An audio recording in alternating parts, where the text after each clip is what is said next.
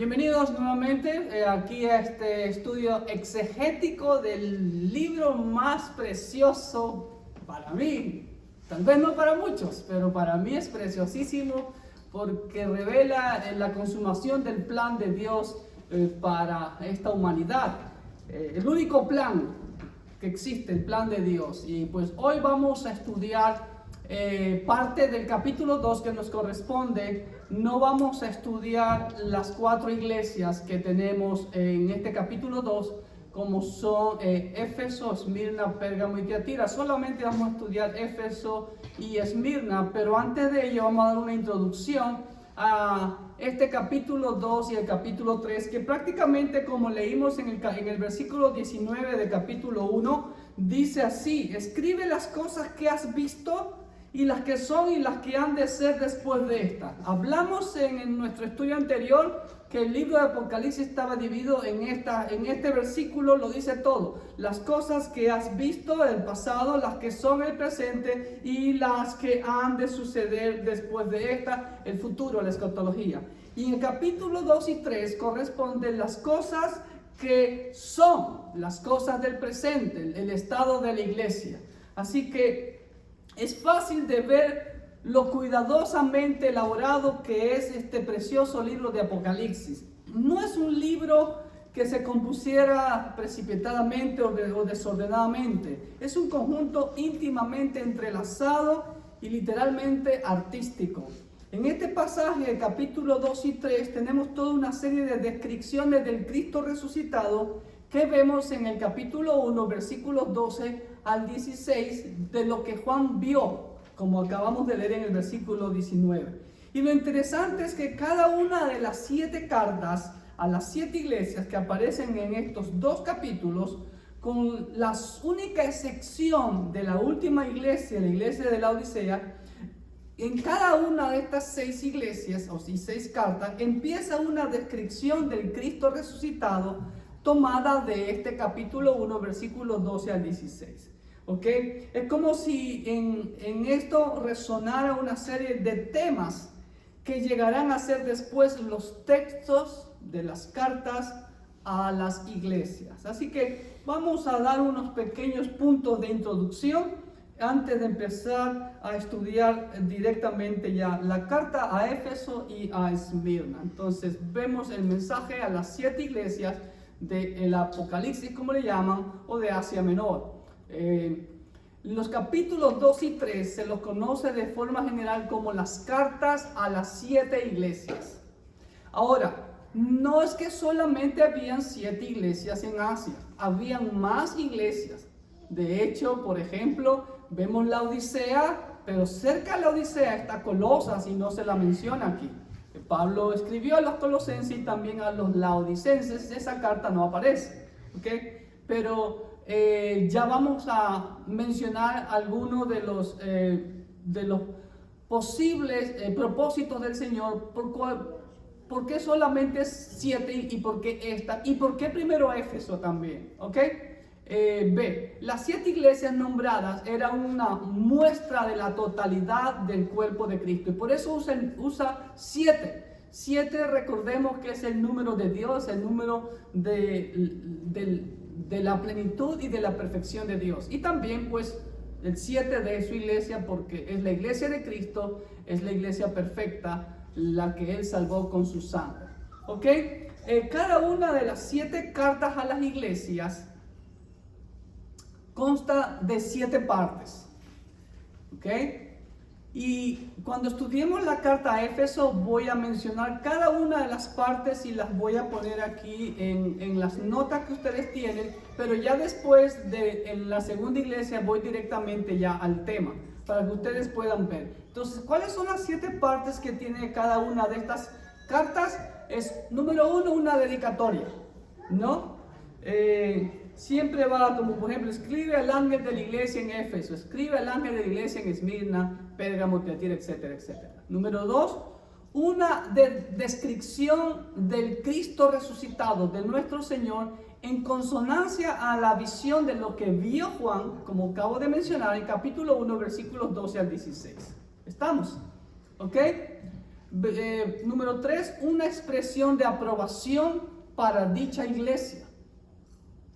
¿Okay? Número 4, una denuncia para cada iglesia. Aunque vamos a ver también que va a haber una sección ahí. Va a haber una exhortación también a cada iglesia.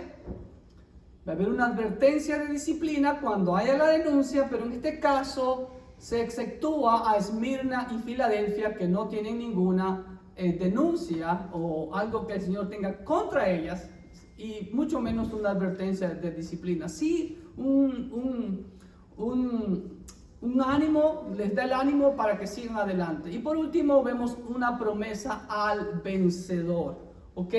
Ahora, algunos eruditos opinan que además de las innegables implicaciones locales de los mensajes de cada iglesia, hay también una relación histórica en la aplicación de estos mensajes. En el siguiente punto lo amplío un poco más lo que quiero decir. Es decir, un buen número de intérpretes opinan que los 7 mensajes a las 7 iglesias representan 7 grandes periodos en la historia de la humanidad. ¿Ok? Ahora bien, es muy importante entender también que, por ejemplo, ellos dicen, estos eruditos dicen que, por ejemplo, cuando se habla de la iglesia de Éfeso, corresponde al periodo apostólico, que es desde el inicio de la iglesia, año 33 después de Cristo, hasta fines del primer siglo. Ese es el periodo apostólico. Ahora, en esta iglesia a Éfeso, en resonancia con la visión de capítulo 1, versículos 12 al 16, como le había mencionado, usa las palabras del que sostiene las 7 estrellas en su mano derecha. ¿Ok? Después viene la iglesia de Esmirna, que según estos eruditos dice que era el tiempo de las persecuciones, ¿no? Que corresponderían al final del primer siglo, a los finales del primer siglo, hasta los inicios del cuarto siglo, 312, cuando ya se oficializa en forma legal el cristianismo como religión oficial del Imperio Romano por Constantino el Grande, allá en el año 312 después de Cristo. Y aquí en Esmirna el Señor usa las palabras el primero y el último, el que murió y volvió a la vida. Y número 3 tenemos la iglesia de Pérgamo, que según estos eruditos dicen que es el tiempo de la corrupción de la iglesia. Es cuando el Estado o el poder de los gobernantes, en este caso los romanos, comenzaron a influenciar en la iglesia. El tiempo de corrupción de la iglesia, según ellos, que corresponde al año 314 al año 510 después de Cristo.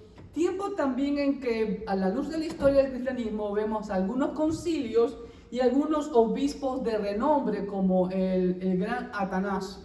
¿Ok? Y ahí en Pérgamo el Señor usa las palabras, el que tiene la espada aguda de doble filo. Y cada una de las menciones que estamos diciendo tiene que ver con cada una de las iglesias. Porque como les decía al principio, esto no es hecho, el Señor tiene todo perfecto. Cada palabra escrita en su escritura tiene un propósito que nosotros tenemos que entenderlo, descubrirlo, entenderlo y ponerlo en la práctica. La cuarta iglesia, la iglesia de Tiatira, que simboliza el auge y la supremacía del catolicismo. En la historia del cristianismo se conoce eso como la era de las tinieblas, o el oscurantismo religioso, que va desde el año desde el año 550 hasta el año 1517. ¡Wow! 10 siglos, pero esa influencia todavía la tenemos. ¿Okay? Y las palabras que usa el Señor para Tiatira es el que tiene ojos como fuego llameante y cuyos pies son como bronce bruñido, como lo vemos en el capítulo 2 versículo 18, cuando se refiere a la iglesia de Tiatira. ¿Okay? La quinta iglesia es la iglesia de Sardis o Sardes, ¿okay? representa la era de la Reforma. Por eso decimos 1517, el 31 de octubre de 1517 es la fecha memorable en que el cristianismo reconoce como el día de la Reforma. El día cuando Martín Lutero pegó las 95 tesis ahí en la puerta de la catedral de Wittenberg, ahí en Alemania. ¿Ok? Y ese periodo abarca de 1517 hasta el siglo XVIII. ¿Ok? Y las palabras que el Señor usa para la iglesia de Sardis es el que tiene los 7 espíritus de Dios y las 7 estrellas, como lo vamos a ver en capítulo 3, versículo 1. La sexta iglesia, Filadelfia, el periodo de énfasis misionero y evangelístico que según los eruditos abarca del siglo XVII, anterior hasta el siglo XVII, el siglo XVIII, y hasta el siglo XX, hasta el siglo pasado, yo diría que hasta la década de los 60, 70 por ahí, hasta que ya vino la decadencia, sobre todo aquí en Estados Unidos. Como lo dicen algunos grandes eruditos como el Dr. MacArthur, que a partir de la década de los 70 es cuando ya la iglesia lamentablemente comenzó a desviarse en entretenimientos y en otras cosas y no enfocarse en lo que es el propósito de la iglesia, lo que es las misiones, el evangelismo y las misiones. Y por último tenemos, las palabras que el Señor usa para Filadelfia son el santo y verdadero, el amén. Bueno, eso es para la Odisea, el santo y verdadero, el que tiene la llave de David, amén, que abre y nadie puede cerrar, que cierra y nadie puede abrir, amén, así es. Esa es la iglesia ideal, la iglesia que todos debemos ser, la iglesia de Filadelfia, ¿ok? Ya la vamos a analizar cuando lleguemos a ella. Y por último, la iglesia de la Odisea representa el periodo de apostasía de la iglesia en los últimos tiempos. Esa es la que prácticamente estamos viviendo según los eruditos, ¿ok? Y para ella no hay ninguna referencia al Cristo resucitado, porque es una iglesia o que aparenta ser iglesia, pero no lo es. Así que mucho cuidado. Ahora, pero no es del todo correcto asumir o seccionar que cada iglesia representó cada periodo, por decirlo. No podemos decir que en estos tiempos toda la iglesia es la iglesia de la Odisea, porque en estos tiempos también hay iglesias como la de Éfeso, como la de Esmirna, como la de Pérgamo, como la de Tiatira, como la de Sardis, como la de Filadelfia y la de la Odisea. Y también en todos los tiempos ha habido estos tipos de iglesias. Y en todos los tiempos también, desde que el Señor ha levantado su pueblo, para sí Él ha guardado un remanente fiel para Él, como siempre lo vemos en el antiguo pacto con el pueblo de Israel. Entonces, no es del todo correcto seccionar las cartas, más bien podemos resumir que hay una triple aplicación de estas cartas. ¿Cuál sería la primera aplicación? Una aplicación directa a las 7 iglesias que originalmente se les dirigió. Como ustedes pueden ver, esas 7 iglesias existían en tiempo de Juan y cada una tenía sus propias características, como hoy en día también y como lo ha habido a la luz de la historia de la iglesia. Entonces, tiene una aplicación directa a esas iglesias. Número 2, una aplicación universal a todas las iglesias existentes a través de los siglos hasta el presente, en consonancia con las diferentes condiciones que acabo de mencionar. Y por último, también ya una aplicación individual, personal, al corazón de cada cristiano que el Espíritu Santo hace en su ministerio presente en la iglesia local. ¿Qué está haciendo usted? ¿En cuál de esas iglesias usted se ubica? ¿Qué tipo de iglesia es usted? ¿La de Éfeso, la de Esmirna, la de Tiatira, la de Sardis, la de Filadelfia o de la Odisea? ¿Okay? Cada uno tendrá que examinarse, y esto es lo que Dios desea, que a través de este estudio, sobre todo capítulo 2 y 3, nos examinemos y que podamos hacer los cambios que Dios desea para que nosotros cumplamos el propósito de nuestra vida y el propósito de nuestra existencia como iglesia. Amén. Entonces, ahora sí vamos a entrar de lleno a estudiar el capítulo 2 el primer mensaje a la iglesia de Éfeso. Antes vamos a mencionar datos característicos geográficos de cada una de estas iglesias en las ciudades en donde estuvieron ubicadas. Vamos primero a Éfeso. Recordemos que estamos en Asia Menor. Estamos en lo que actualmente es Turquía. Trasladémonos en el tiempo hacia Éfeso, 2000 años atrás aproximadamente. ¿Okay? Éfeso quedaba en el mar Egeo. Tengo una foto ya de Google Maps, gracias a Google Maps. Entonces aquí está la ciudad de Éfeso. Si ustedes ven, el punto rojo está dentro del continente, digámoslo así. Pero Éfeso antes, hace 2000 años atrás, era el puerto principal de Asia, ¿sí? Éfeso era la ciudad más importante de toda Asia. Aunque la ciudad de Pérgamo, que la vamos a ver ya mismo dónde está ubicada, ¿sí? Era la capital de Asia, pero Éfeso blasonaba orgullosamente de su título de ser la primera y la más grande metrópoli de Asia. Un autor latino la llamó la luz de Asia. Era el puerto más importante, porque aquí vamos a enfocarnos un poco más cerca y vemos acá la isla de Patmos, donde estuvo el apóstol Juan. De Patmos a Éfeso hay una distancia directa de 102 kilómetros aproximadamente. ¿Ok? Entonces ustedes pueden ver la cercanía. Actualmente Éfeso es Turquía, pero Patmos corresponde o pertenece a Grecia. ¿Ok? Pero es fácil ir, ¿no? Se puede ir en bus hasta por aquí, de aquí se toma un ferry hacia la isla de Patmos. ¿Ok? Ahora, Éfeso era el puerto de entrada hacia Asia, como por ejemplo tenemos aquí en Estados Unidos Nueva York, ¿no? Donde ahí llegan los barcos, tenemos Miami, tenemos otros puertos también ya, ¿me entienden? Donde ahí se distribuía hacia el centro de Asia. Y también la característica de Éfeso es que aquí corría un río que se llamaba el río Caistros, ¿ok? Y ese río que desembocaba en el mar Egeo venía de toda esta montaña y corría desde la Mesopotamia. Entonces había una carretera fluvial, por así decirlo, que llegaba desde la Mesopotamia y atravesando todas las provincias romanas de ese tiempo, como Pisidia, Galacia, Capadocia, etcétera, etcétera, lo que actualmente es Turquía, y desembocaban en Éfeso. ¿Ok?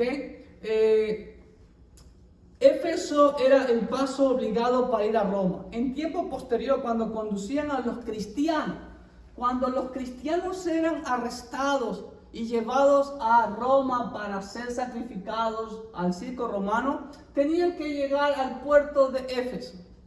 Y de aquí los enviaban a Roma. Este era el puerto de entrada, como le digo, para Asia.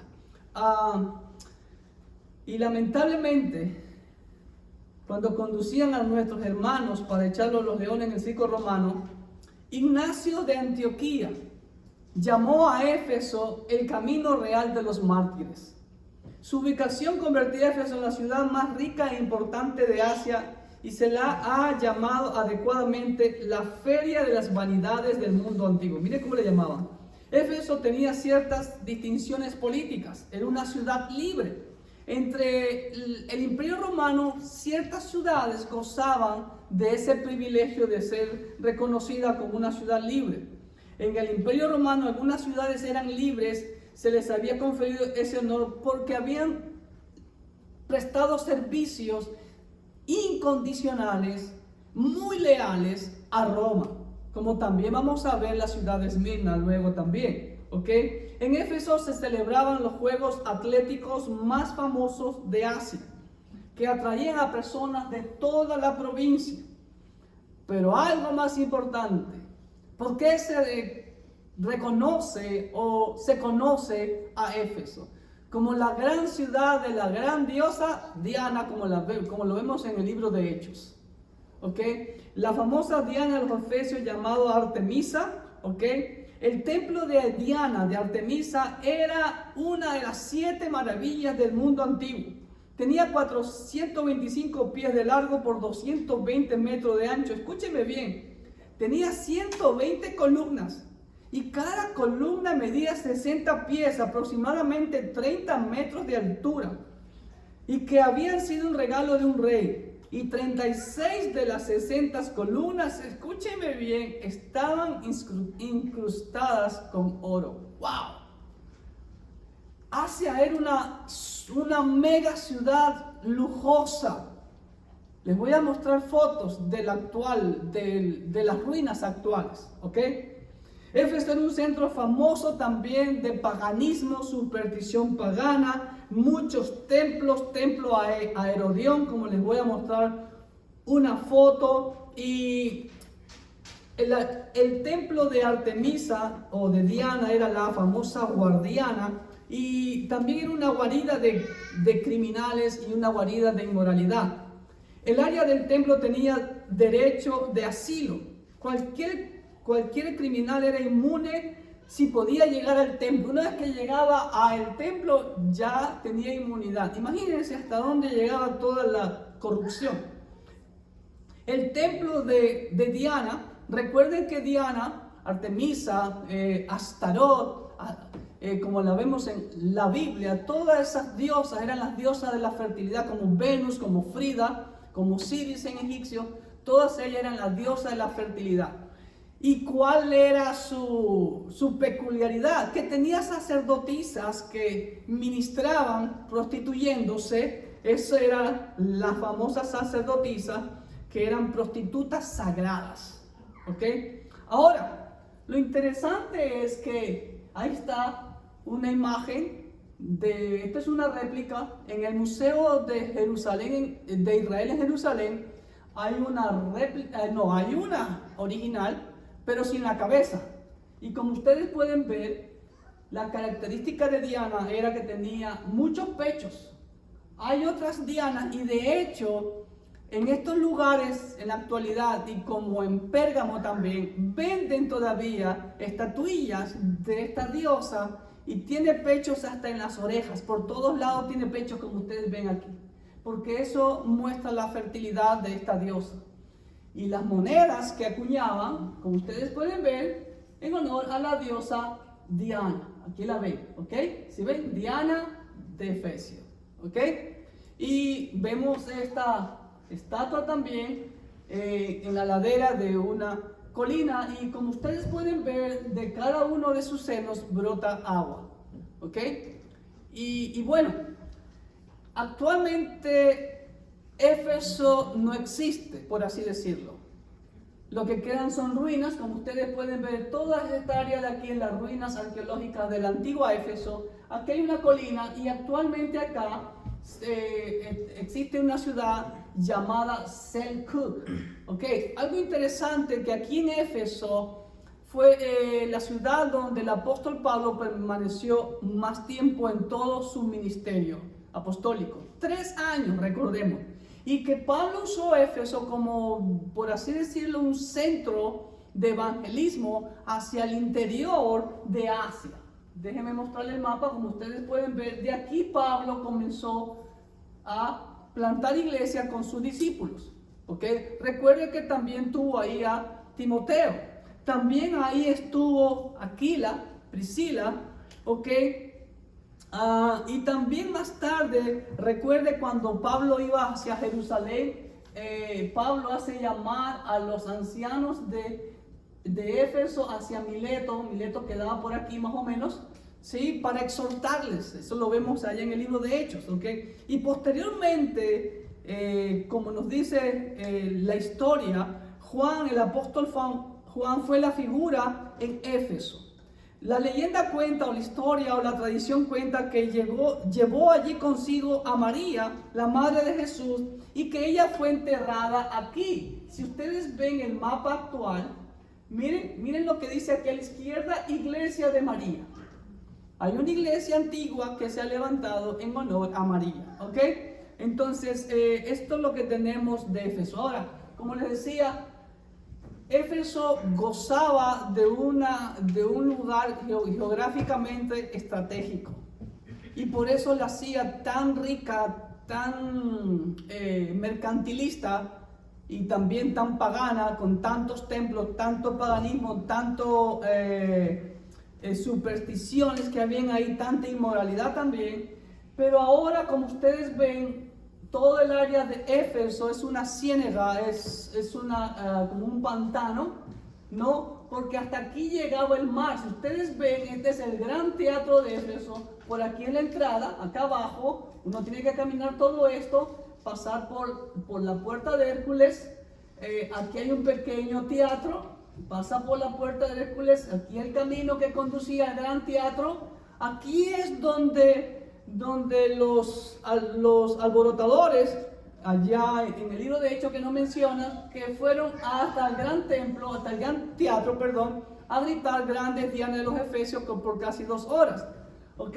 Y de aquí ustedes ven esta línea que actualmente queda, es la calle que conducía aquí cerquita al puerto de Éfeso. Pero actualmente, esto es una foto, el pequeño teatro, el gran teatro, por aquí está el templo de Herodión, algunos otros templos y la famosa biblioteca de Celso, que ya la vamos a ver en fotografía.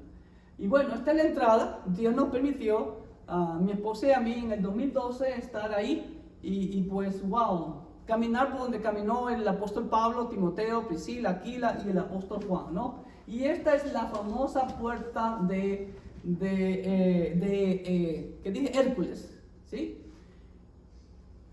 Mucha arqueología preciosa. Miren esas calles, puro mármol.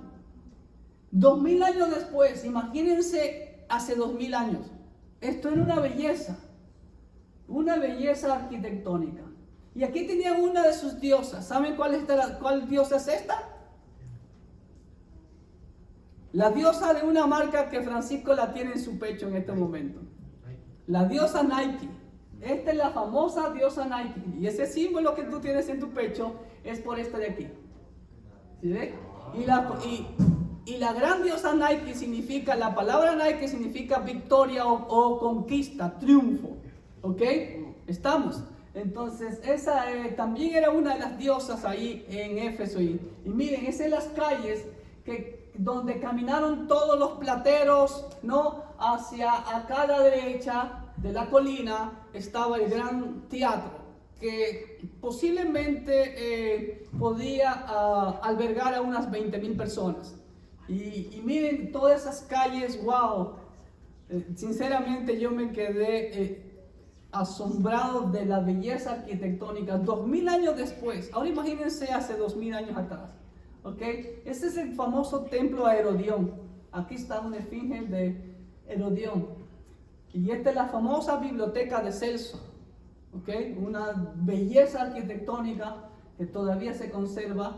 Y aquí está el gran teatro, en donde los plateros gritaron por casi 2 horas grandes dianas de los Efesios. Y aquí está el camino que les decía que conducía aquí a el puerto. Pero ahora, claro, para acá no estaba esta montaña, sí estaba, pero ahora todo es una ciénaga, es pantanoso, arenoso, llena de juncos, todo eso. ¿Ok? Porque todos los sedimentos del río Quiastro fueron llenando y prácticamente Éfeso desapareció porque ya era imposible que los barcos acallaran en el famoso puerto de Asia. Y así Éfeso murió. Y fue redescubierta Éfeso como hace 2 siglos atrás. No me acuerdo por quién ahora, pero este es el camino que conducía al puerto y de aquí partían todos los barcos para Roma, llevaban a los cristianos para allá. ¿Ok? Y ahí está el gran teatro. Ustedes pueden ver, siempre los romanos usaban la falda de la colina y era una concha acústica y no necesitaba un micrófono. Bueno, no tengo la otra foto donde en el medio exacto, en el centro, inclusive hay como una pequeño mármol ahí donde usted se para y a usted habla, es como que tuvieran parlantes a sus oídos. Todo el mundo escuchaba nítidamente como ahora usted me escucha a través de estos parlantes, ¿ok? Entonces, ese es el gran teatro donde gritaron, donde querían linchar a Pablo, ¿no? Y de ahí este es el camino que conducía a el puerto de Éfeso. Oh, muy bien, ahora sí, vamos a versículo 1. Dice así: escribe al ángel de la iglesia en Éfeso. Si ven, voy a ir parte por parte. Entonces, ¿qué vemos ahí? Escribe al ángel de la iglesia en Éfeso. Entonces, vemos primeramente la dedicatoria, ¿sí? Y miren la frase del Señor que aparece en capítulo 1, versículos 12 al 16. El que tiene las 7 estrellas en su diestra y que anda en medio de los 7 candeleros de oro, dice esto. Entonces vemos en el primer versículo la dedicatoria. Escribe al ángel de la iglesia en Éfeso. Recuerde que la palabra ángel en griego es ángelo, ¿no? Que viene del hebreo malach, que significa mensajero. ¿Ok? Escribe al mensajero de la iglesia en Éfeso. Ahora bien, es una orden. La orden de escribir es la misma orden como le fue dada a Moisés. El ángel o mensajero de la iglesia puede ser una referencia a los pastores, ¿ok? A los siervos de Dios que dirigimos el rebaño del Señor. Como les decía, Éfeso era la ciudad más importante de Asia Menor y donde estaba el mayor templo de adoración a Diana y sede ministerial del apóstol Juan. ¿Ok? Después que dice el que tiene las 7 estrellas, ahí vemos la segunda parte que le decía que hay en cada una de las cartas. Por eso la he puesto hasta con amarillo. Número 1, dedicatorio. Número 2, descripción. Cristo se describe como el que tiene las 7 estrellas en su diestra. Ya vimos lo que significaban las 7 estrellas y también los candeleros. Lo dice la misma Biblia en el versículo 20. El misterio de las 7 estrellas que has visto en mi diestra y de los 7 candeleros de oro. Las 7 estrellas son los ángeles de las 7 iglesias. Está claro, las 7 estrellas, los ángeles de las 7 iglesias, y los 7 candeleros que has visto son las 7 iglesias. ¿Ok? Entonces, Cristo se identifica como aquel que sostiene firmemente en su diestra las 7 estrellas. A los mensajeros de las iglesias también lo sostiene, y quien se mueve vigilante y teniendo el control sobre la totalidad de las iglesias. Ahora, por ejemplo, cuando uno dice yo sostengo la Biblia, por ejemplo, en este momento, yo la estoy sosteniendo, tal vez usted no me alcance a ver porque está un poco alto la cámara, pero no la estoy sosteniendo toda, porque está el stand o el atril, como llamamos nosotros, que sostiene prácticamente la Biblia. Yo solamente la estoy sosteniendo en una parte, pero la palabra en griego denota que él sostiene la totalidad de las iglesias, no una parte, ¿ok? Y dice que él está en medio de los candeleros, ¿no? Dice que anda en medio de los 7 candeleros. ¿Qué significa eso? Lo que el Señor nos dijo en Mateo 28:20. Yo estoy con ustedes, ¿cuándo? ¿Los domingos cuando se reúnen? No, todos los días hasta el fin del mundo. Y también el Señor dijo en Juan 10:28, que dijo, nadie los arrebatará de mi diestra, de mi mano, ¿sí ven? Entonces lo que da la implicación es que el amo de la iglesia es Cristo Jesús, no ningún hombre. Nosotros solo somos instrumentos, siervos, como todos ustedes. El siervo mayor es el pastor, pero todos somos siervos, esclavos, al servicio del amo, Cristo Jesús. Amén. Versículo 2. Dice, yo conozco tus obras y tu arduo trabajo y paciencia, y que no puedes soportar a los malos, y has probado a los que se dicen, o a los que alegan, dice el griego, a los que alegan ser apóstoles y no lo son, y los has hallado. Aquí nuestra versión dice mentirosos, pero el griego dice falsos, y me gusta más la versión griega, dice falso, dice ahí pseudis, falso, de ahí viene la palabra pseudis, perdón, de ahí viene pseudo, ¿no? La palabra pseudo en español es falso. Yo le he dicho siempre, usted y yo hablamos mucho griego, lo que pasa es que no sabemos que estamos hablando griego, ¿sí? Muchas palabras en español vienen del griego. Ok, entonces, ¿qué podemos ver en el versículo 2? Rapidito, ¿Sí ven? Ahora vamos a ver aquí. Dice, yo conozco tus obras. Vemos la aprobación de yo conozco tu arduo trabajo. Se ve la aprobación, el elogio que el Señor hace. Ahora, ¿por qué el Señor conoce las obras de cada uno? Porque Él es el Dios omnisciente. Él lo sabe todo.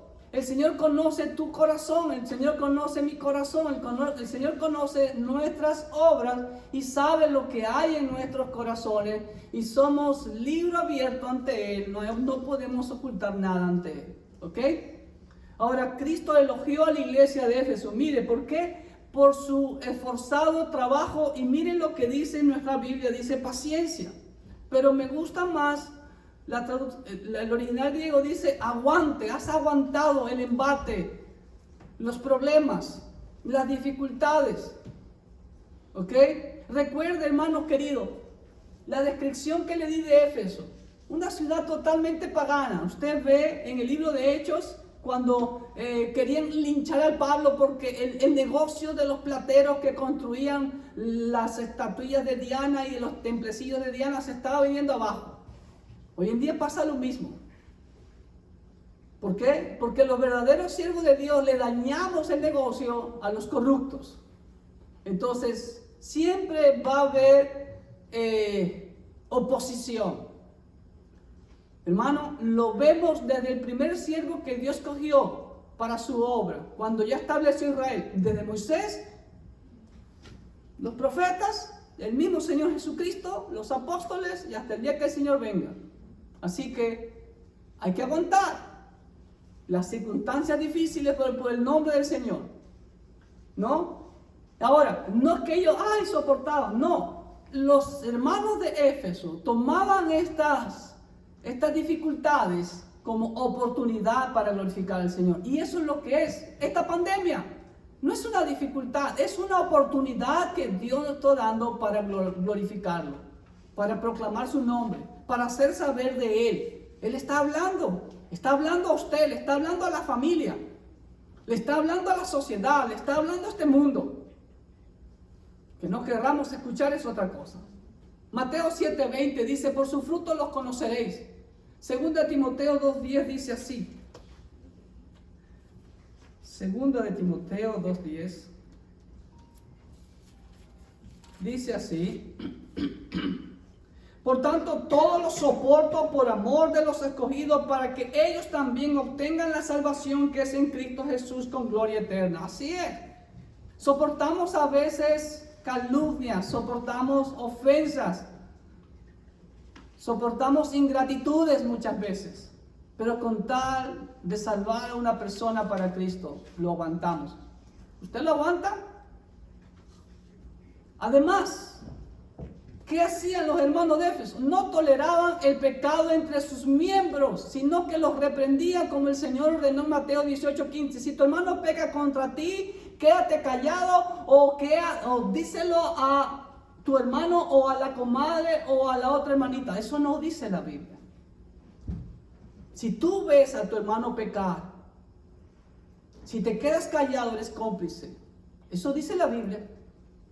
Tienes que ir con amor, con mansedumbre, a exhortar, a llamar al arrepentimiento al hermano. Eso hacían los hermanos de Éfeso. Mira lo que dice. Y que no puedes soportar a los malos. ¿Escucharon? No toleran el pecado, no toleraban. Hoy en día pasa eso.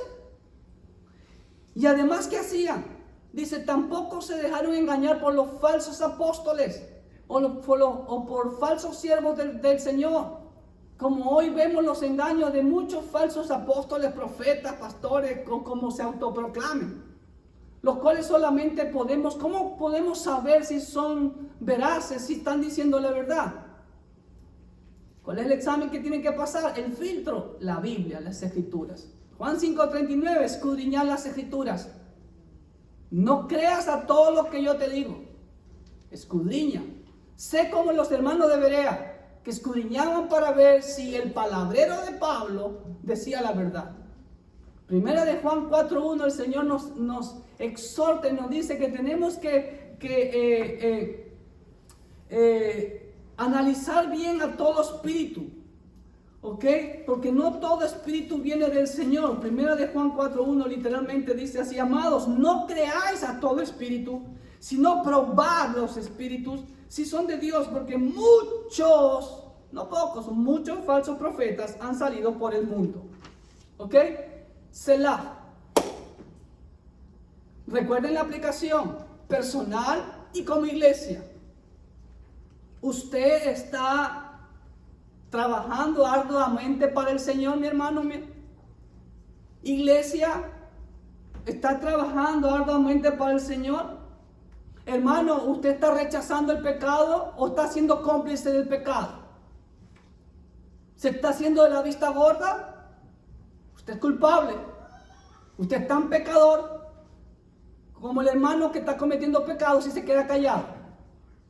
Y más pecado comete cuando va y se lo chismosea a otro. ¿Ok? Así que corte esa cadena de pecado. ¿Estamos? ¿Qué más hace? ¿Usted prueba realmente si el pastor Clever dice la verdad? A mí no me crea nada. Escudriñe. Vaya a la Biblia. ¿Ok? Si soy mentiroso o no. Versículo 3 dice: ¿qué más elogia el Señor? Y has sufrido. Ay. ¿A quién le gusta esa palabra? ¿A quién le gusta sufrir, hermano? Hay una secta que dice: pare de sufrir. No. Mi Señor me dice: aprende a sufrir. Pero esta secta dice: pare de sufrir. No.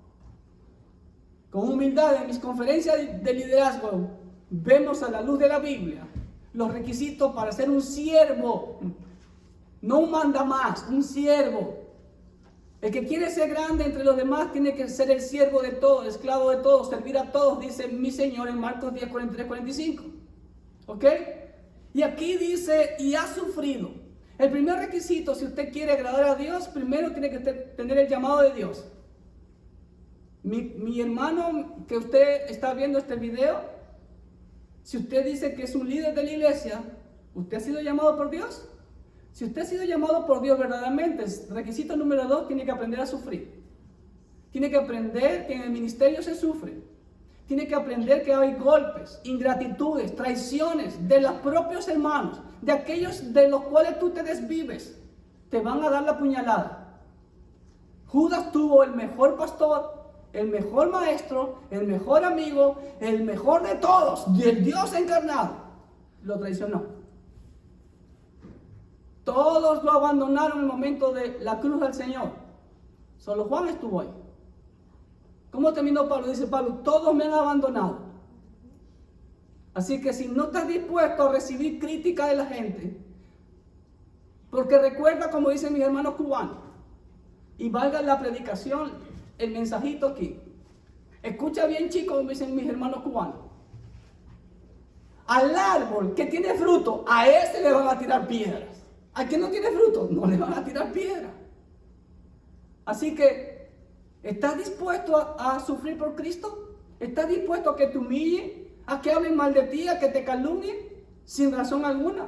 Como dice el apóstol Pedro. ¿Sí? Que no suframos como malhechores, sino por predicar y testificar de Cristo. Sufrir. Y has tenido aguante. Y has trabajado nuevamente, arduamente, por amor de mi nombre, y no has desmayado. ¡Wow! Vamos a la nota. Todo cristiano debe tener presente esto. Aprender a sufrir por el nombre de Cristo. Filipenses 3:10. ¿Qué dice Pablo? Dice así: a fin de conocerle y el poder de su resurrección y la participación de sus padecimientos, llegando a ser semejante a él en sus muertes. ¿Oyó? La participación en su padecimiento. Así que olvídate de que vas a parar de sufrir. Yo he escuchado a muchas personas que dicen: pastor, ahora que soy cristiano tengo más problemas. ¿Seguro? ¿Y quién te dijo que ser cristiano es la vida color de rosa? Bienvenido al club. Y déjame decirte algo: jamás el Señor nos mintió. El Señor lo dijo claramente. ¿Ok?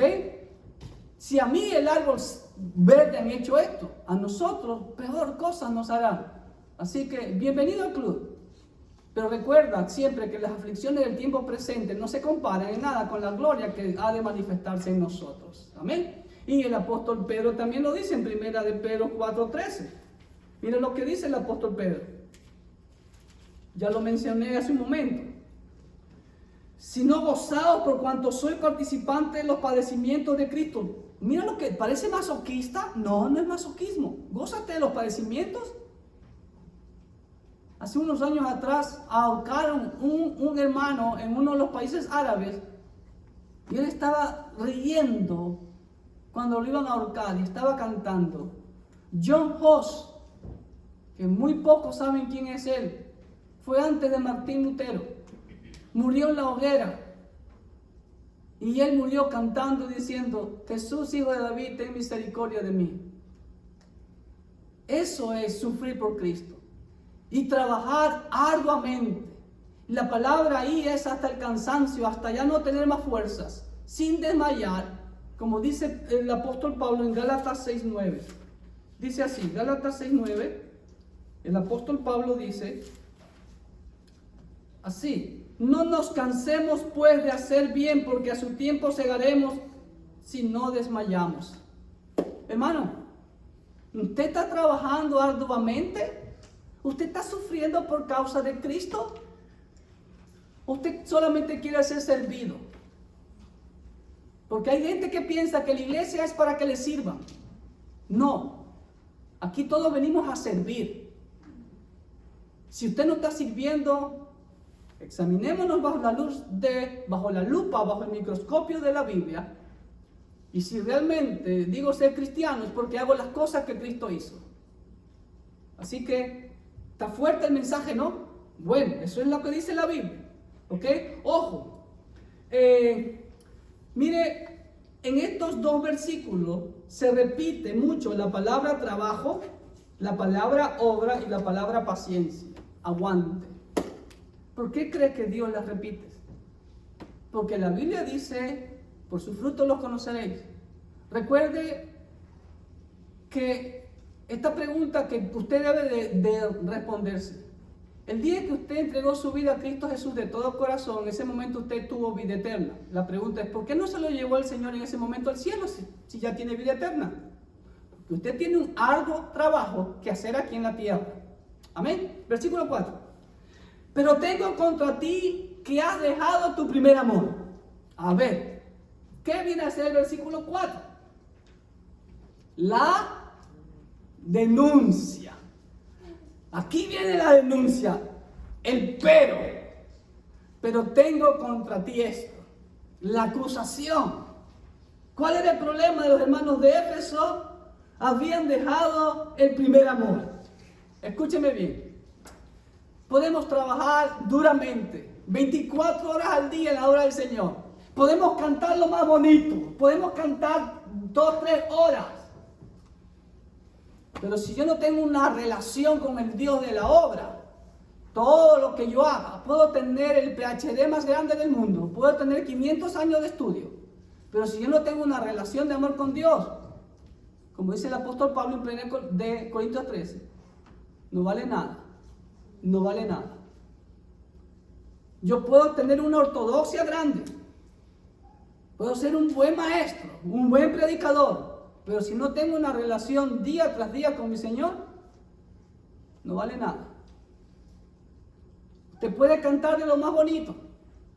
Usted puede ser el gran maestro de la escuela dominical. Usted puede ser el gran ayudante de la iglesia.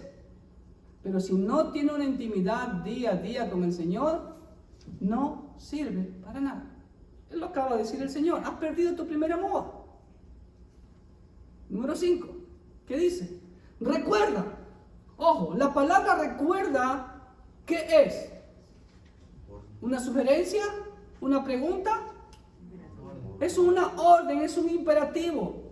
Y también está en presente continuo. O sea, estate recordando, dice en el griego, cada día. ¿Sí? Por tanto, ¿de dónde has caído? Y arrepiéntete y a las primeras obras. Pues si no, vendré pronto a ti y quitaré tu candelero de su lugar si no te hubieres arrepentido. ¿Qué ¿Qué viene aquí? La exhortación. Aquí viene el llamado profético, como todo profeta, llamado al arrepentimiento. Eso es ser profeta, no decir cosas del futuro. Eso se llama adivinación y Dios abomina eso. El profeta es aquel que llama, habla en nombre de Dios al pueblo para que se arrepienta. Eso es profeta. No los charlatanes que vemos hoy en día que te dicen que yo te profetizo que el Señor me dijo que el próximo año tendrás un carro, una casa. Esos son abominables adivinadores.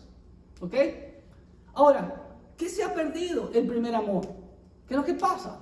Cuando somos enamorados, wow, andamos pero bañaditos, afeitaditos, con los cepillos, con los dientes bien cepilladitos, ¿no? Bien caballerosos, amorosos, le damos flores a nuestra enamorada. Y cuando nos casamos después, dígamelo. ¿Ah? Es lo que el Señor está demandando. Porque el día que usted y yo nos entregamos a Cristo Jesús, entiéndanlo, aceptamos el pacto matrimonial con Dios a través, en Cristo Jesús, en el poder del Espíritu Santo.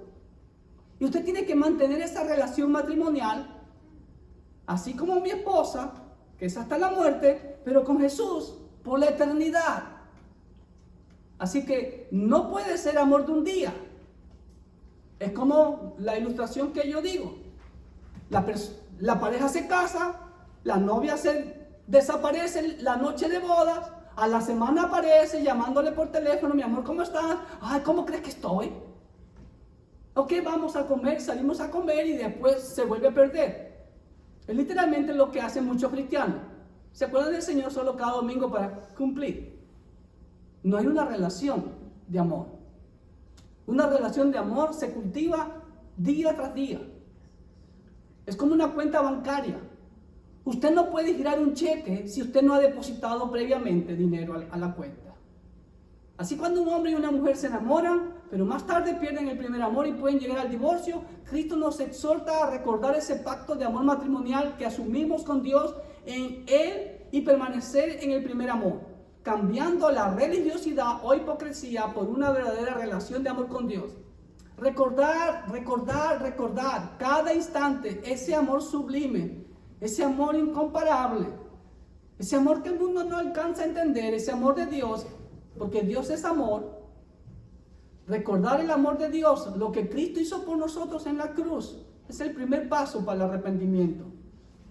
Me encanta esa alabanza que dice, si acaso se me olvida, llévame a la cruz, así es. Llévame a la cruz. Ahí tenemos que ir todos los días. Porque lamentablemente nosotros los seres humanos somos fáciles para olvidar las cosas buenas que nos hacen.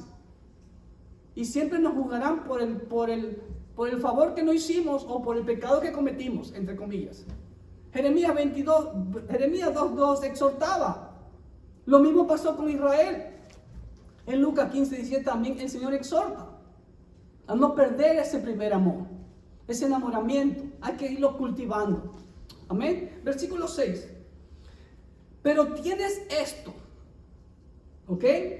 Que aborreces las obras de los nicolaítas, las cuales yo también aborrezco, ¿ok? Aquí viene otra elogio, ¿sí ven? Tienes esto, aborreces las obras malas. Ahora, ¿qué son los nicolaítas? Bueno, los nicolaítas, falta la advertencia. Si no te arrepientes de ello y vuelves al primer amor, ahí viene la otra parte, me olvidaba, la advertencia. Ahora, mira lo que dice. Si no te arrepientes, vendré pronto a ti y quitaré tu iglesia de su lugar si no te hubieras arrepentido. Hermanos, hoy en día en Éfeso no hay iglesia. Hay ruinas. Puede ser que así que tu corazón, no lo sé. Puede, como dueño, amo absoluto de la iglesia, nuestro Señor Jesucristo puede quitar la iglesia si no está reflejando la luz que debe de ser. Porque somos la sal y luz de la tierra. Amén. Número 6. Pero tienes esto que aborrece las obras de los nicolaítas. ¿Ok? ¿Qué es la palabra nicolaítas? Ahora, el Señor elogia nuevamente a Éfeso porque aborrecía lo que él aborrece, la práctica de los nicolaitas. Ojo lo que dice. Aborrecen las obras o las prácticas, las acciones de estas personas. No odia a las personas, porque el cristiano jamás odia a nadie. Primera de Juan, capítulo 4, habla enteramente sobre ese amor. ¿Ok? Ahora, estos nicolaitas también van a aparecer en la iglesia de Tiatira, capítulo 2, versículo 15. Ahora, la palabra nicolaitas puede referirse a, según algunos padres de la iglesia post-apostólicos como Ireneo e Hipólito, dice que se refería a Nicolás, el diácono que fue elegido ahí en Hechos capítulo 6, versículo 5, y que según ellos más tarde se corrompió y creó una secta. Pero no existen pruebas de ello. Ahora bien, pudiera ser que un grupo gnóstico usaron el nombre de Nicolás, y ahí está la palabra en griega, Nikolaos, y ahí viene Nike, conquistar, y Laos significa pueblo. La palabra Nicolás significa el que conquista a los pueblos, o el que conquista al pueblo. Y tal vez eran personas que decían ser cristianos, es lo más probable, pero sus vidas no lo demostraban. Usaban excusas para justificar su pecado e inducían a otros a hacer lo mismo, como dice Pablo en Gálatas 1:32. ¿Sí? No solamente que lo hacen, que lo cometen, sino que se alegran e inducen a otros a que cometan esos pecados. ¿Okay? Miren lo que dice Pablo en Gálatas 5:13. Dice así, Gálatas 5:13. Porque vosotros, hermanos, a libertad fuisteis llamados. Ojo, solamente que no uses la libertad como ocasión para la carne, sino servíos por amor los unos a los otros. Hay una secta por ahí que dice, y salvo siempre salvo, y como soy salvo siempre salvo, entonces hago lo que me da la gana. No, la gracia no es licencia para pecar. La gracia es licencia para servir y servir más a mi Señor con amor. Amén. Ok. Tal vez decían ser cristianos, pero sus acciones no lo demostraban. El gran Clemente de Alejandría dijo que esta gente se abandonaban al placer como cabras. ¡Wow! Llevando una vida de autoindulgencia. ¿Qué significa la autoindulgencia? No, si yo soy salvo. No, pero si todos cometen eso. Pero si en todas las iglesias hacen eso, se justifica. Pero ¿dónde dice la Biblia eso? Y como la gente no lee la Biblia, es un gran problema. Versículo 7, para terminar, Éfeso. El que tiene oído, oiga lo que el Espíritu dice a las iglesias. Al que venciere, le daré a comer del árbol de la vida, el cual está en medio del paraíso de Dios. Muy bien, ¿qué vemos aquí? Versículo 7, la promesa. Al que venciere. Y la palabra al que venciere, antes de eso, el que tiene oído, oiga lo que el Espíritu dice a las iglesias. Parece un poco, ¿cómo diría?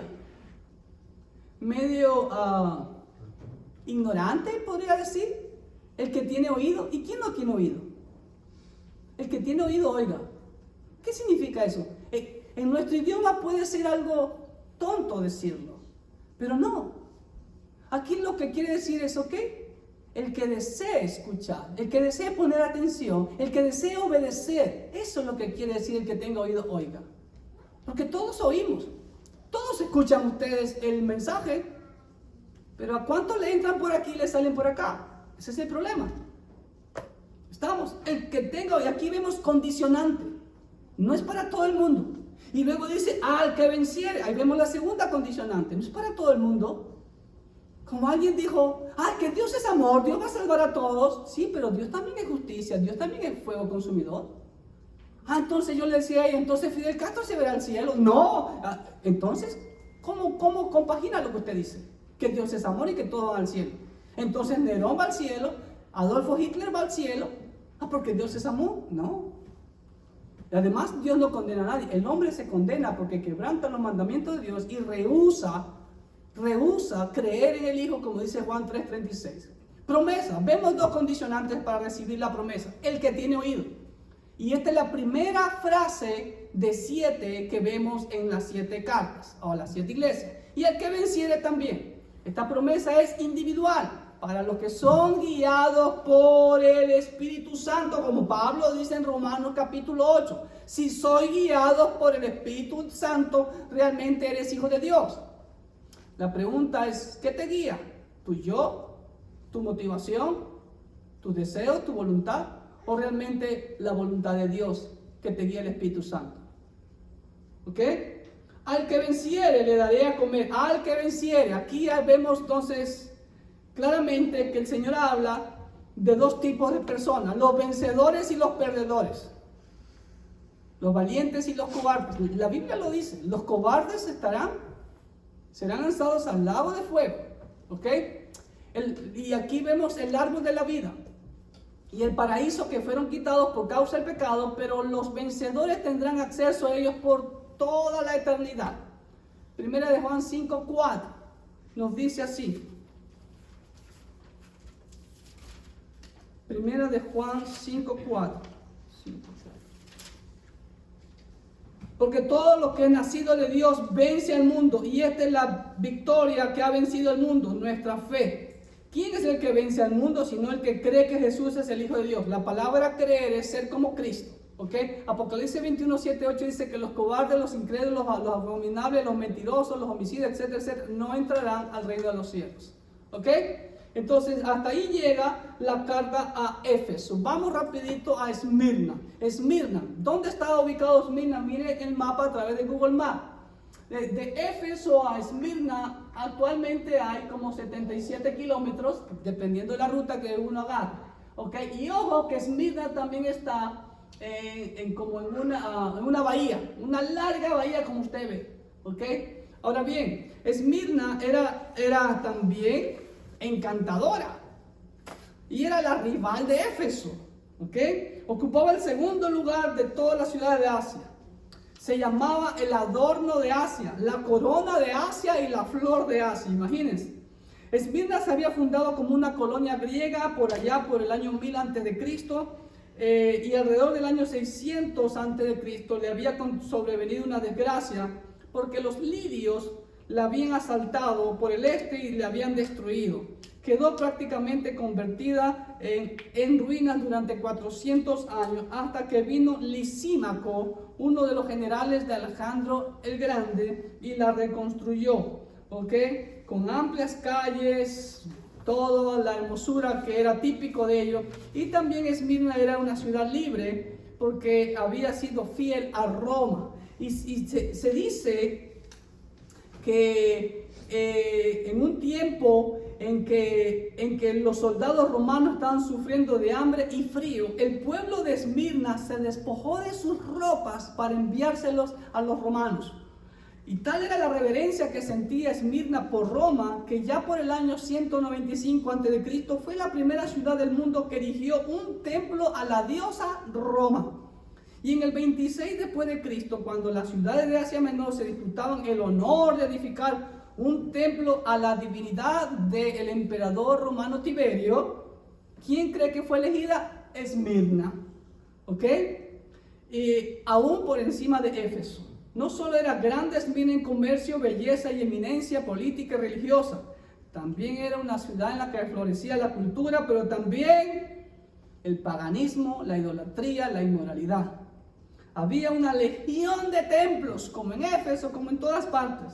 A Cibeles, a Zeus, a Apolos, a Némesis, a Afrodita, otro nombre de la diosa de la fertilidad, Artemisa o Diana, a Esculapio, el símbolo que usa la medicina hoy en día, de ahí viene. Y también nos queda mencionar una característica de Esmirna que la resalta en esta carta: la persecución. Y ahí en Esmirna es donde ocurrió la historia de uno de los grandes padres de la iglesia llamado Policarpo, que murió a la edad de 86 años. Fue denunciado porque la gente, cuando estaba en los circos romanos, en los teatros romanos, se alborotaba, y en uno de esos que estaba ahí en Esmirna pidieron la cabeza de Policarpo y mandaron a buscar a Policarpo. Y después de tanto buscarlo y de huir, él se cansó porque era viejo de 86 años. El procónsul le pide a él No, ¿qué tiene de malo que digas que César es Señor y ofrece sacrificio y salva tu vida? Le dijo el capitán de la guardia romana. Pero Policarpo, ¿sabe lo que dijo Policarpo? 86 años he servido a mi amo y nunca me ha fallado. Nunca me he hecho ningún mal. ¿Cómo voy a blasfemar de mi rey que me ha salvado y me ha hecho tanto bien? Y no hubo necesidad de que lo amarren, él estuvo ahí parado aguantando la hoguera. Y dice la historia, la tradición, que cuando él fue quemado, salió una paloma de en medio del fuego. No sé, pero vamos ahora a estudiar la carta a Esmirna. Y aquí también, hoy en día hay muy pocas ruinas de Esmirna, sinceramente muy poquito. Tendrán la distancia de un bloque de una manzana. Esto es una basílica que fue construida en tiempos bizantinos, que es lo único que queda. Estas ruinas de esa basílica, esas columnas, como ustedes ven, ahí estoy con mi modelo, ¿sí? Que siempre está ahí para la foto, esos bellos arcos ahí de la basílica y esta entrada que era para la basílica. Así que pues vamos a nuestras notas. En el versículo 8 dice así: y escribe el ángel de la iglesia en Esmirna. Estamos viendo entonces cuál es ahí, la dedicatoria, ¿ok? Entonces vamos a ver, el primero y postrero dice ahí, el primero y el postrero, el que estuvo muerto y vivió, dice esto. El primero y postrero sugiere ¿qué cosa? La eternidad de Cristo, quien anima a los creyentes que aunque padezcan persecución y muerte, ellos resucitarán como Cristo lo hizo. El Señor dijo: yo soy la resurrección y la vida. ¿Ok? Aunque esté muerto, vivirá. Versículo 9 dice: yo conozco tus obras. Nuevamente que vemos el elogio del Señor, ¿sí? Vemos el Dios omnisciente conoce nuestras obras, conoce nuestros corazones, conocía las tribulaciones de los hermanos de Esmirna por causa de la persecución. Esmirna era rica materialmente, pero pobre espiritualmente. Las pruebas y tribulaciones tienen sus propósitos, mis amados hermanos. Y es lo que usted debe de preguntarse cuando está pasando por alguna prueba. ¿Qué quiere enseñarme Dios con esto? Pues puede ser que el propósito sea hacer buenos cristianos, hacer que buenos cristianos den la excelencia. Porque el Señor se merece la excelencia, amén. Disciplinar a cristianos que se han apartado. Manifestar el poder guardador y la gracia de Dios, ¿no? Como el Señor, los apóstoles le preguntaron: Señor, ¿quién pecó, este o sus padres, para que esté así? El Señor dijo: no, sino que esto es para la gloria de Dios. ¿Ok? Puede ser que el Señor le está dando una oportunidad al cristiano para tener una comunión en los sufrimientos de Cristo, como ya acabamos de leer anteriormente. También Pablo lo dice en Colosenses 1:24. ¿Ok? Y número 5, derrotar a Satanás en su propio juego. ¿Ok? Si es Satanás el que está molestando, bueno, como dice el Señor, ninguna arma forjada estará contra nosotros. Amén. Versículo 10. Perdón, sí, 10. Oh, falta algo ahí. Tal vez los hermanos, según los eruditos, ¿por qué eran pobres nuestros hermanos? Porque lamentablemente le daban los trabajos más paupérrimos, los trabajos más denigrantes. Déjenme decirles algo, mis amados hermanos. Allá en Cairo existe una ciudad que se llama la ciudad de la basura. ¿Escuchó? La ciudad de la basura. Y en esa ciudad de la basura existe el templo copto más grande que he visto. No sé si es el templo copto más grande del mundo. No es un templo, es una cueva, que era un basurero. Y los coptos la limpiaron. Ahí mandaron a todos los coptos, a los católicos coptos. Y entrar a ese barrio, a esa ciudad, hay que estar bien preparado en su estómago, porque los olores no son buenos. ¿Sí? Y los coptos trabajan reciclando basura, por eso se llama la ciudad de la basura. Y los hermanos de Esmirna los obligaban a asumir trabajos paupérrimos, con salarios paupérrimos, o les quitaban sus bienes. Pero pastor, ¿eso sucedió hace 2000 años? No, sucede en la actualidad. Bien, hace algunas décadas atrás, lo que pasó en Chamula, allá en México, a nuestros hermanos indígenas les quitaron sus tierras, los mataron. Lo que está pasando en Afganistán en estos momentos, lo que pasa en algunos países como China, Corea del Norte, ¿ok? Eran pobres materialmente, pero eran ricos espiritualmente. ¿Cómo está usted, hermano? ¿Sí? Recuerde que desnudo venimos y desnudo nos vamos de este mundo, pero lo que nos llevemos, lo que hagamos hecho para el Señor, esa es la riqueza para nosotros. Amén. Versículo 10. No temas en nada lo que vas a padecer. Amado hermano, el Señor te dice, no temas en nada lo que vas a padecer. Si ves, vas a padecer. Ellos no resistían a los perseguidores de los cristianos, los judíos religiosos, para quienes Cristo era piedra de tropiezo. Miren lo que dice en el versículo 9. Yo conozco tus obras y tu tribulación y tu pobreza, pero tú eres rico, dice el Señor. Y la blasfemia de los que dicen ser judíos y no lo son, sino que son sinagoga de Satanás. ¡Wow! ¿El Señor es suave o es fuerte aquí? ¿Cómo le llaman a los judíos? Sinagoga de Satanás. Mis amigos, mis amados judíos, si me escuchan, eso dice Brit Hadashah, el nuevo compacto, como ustedes le llaman. ¿Ok? El Mesías prometido de Israel dice eso. El Dios encarnado. Porque no han creído a su Mesías. Y al que cree, lo persiguen. ¿Quiénes fueron los primeros perseguidores de los cristianos? Los judíos. Los judíos. Instigaron a las autoridades romanas y después Roma tomó la posta. ¿Ok? Y también el Señor dice que cuidado con ser piedra de tropiezo. Hermano, en tu iglesia, en tu familia, en tu comunidad, más vale que te pongas una piedra de molino en el cuello y te eches al mar. O sea, en pocas palabras, muérete. Eso dice el Señor. Cuidado en ser piedra de tropiezo. ¿Ok? Versículo 10. Dice así. No temas en nada lo que vas a padecer. He aquí, el diablo echará a alguno de ustedes en la cárcel, para que seáis probados y tendréis tribulación por 10 días. Sé fiel hasta la muerte y yo te daré la corona de la vida. ¿Ok? Vamos al ojito.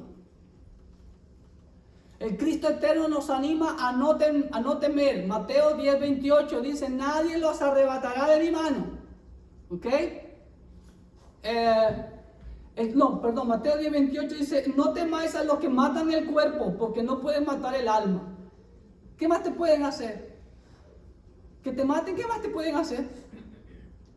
Ya no estás ahí. El día que te maten pueden descuartizar el cuerpo, lo que sea. Ya tu alma está en el cielo. El Señor dice, teme más bien a quien que puede enviar tu alma y tu cuerpo al infierno. Segunda Timoteo 1:7 dice, porque Dios no nos ha dado espíritu de cobardía, sino de poder, de amor y dominio propio. El Señor nos advirtió, siempre el Señor fue honesto. Jamás el Señor nos dijo cosas que no nos iban a suceder. El Señor siempre nos advirtió que mientras estemos en este mundo tendríamos pruebas, tendríamos aflicciones, tendríamos tribulaciones, tendríamos oposición. Satanás mismo usará a sus esclavos para tribularnos de muchas maneras. Pero debemos de recordar que así como Él venció, nosotros también venceremos. Pero ¿cuándo vencemos? Como dice Juan capítulo 15, si nosotros estamos unidos a la vid, porque separados de mí, nada podéis hacer. ¿Ok? Y en Juan 16:33 el Señor también lo dice. Y saber que es un privilegio sufrir por Cristo. Ya leímos Filipenses 3:10, 1 de Pedro 4:13. El que ha nacido de nuevo, mi amado hermano, y está íntimamente ligado a Cristo, será fiel hasta la muerte. Porque por ahí preguntan todavía esas cosas tan, como dice la Escritura, los rudimentos. La salvación se pierde. Tú no puedes perder algo que no tienes. El que es salvo va a ser salvo hasta el final. Porque el verdadero hijo va a permanecer fiel hasta el final, hasta la muerte. ¿Y qué va a hacer? Producirá muchos frutos y obtendrá la corona de vida. Como dice 1 Corintios 3:14 y Santiago 1:2, la corona de vida, o sea, la vida eterna. ¿Cuál va a ser el regalo más grande? Es estar en la presencia de nuestro amo, Señor, nuestro Dios Todopoderoso por la eternidad. Amén.